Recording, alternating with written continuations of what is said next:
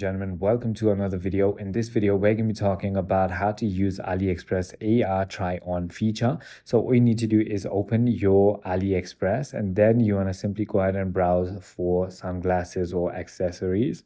So let's just say for now a sunglass.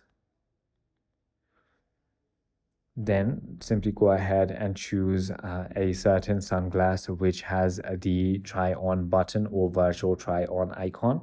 So let me just go ahead and check if this one has it.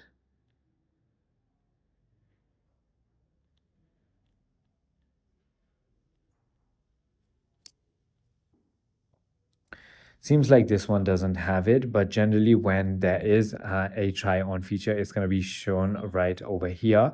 And all you need to do is simply go ahead and look for the try on or virtual try on icon, tap on that, and then the app will prompt you to allow access to your camera, and you can simply go ahead and see it through your camera by wearing it virtually. I hope this video clarifies everything for you. If you have further more queries, feel free to comment down below, and I'll see you on the next one.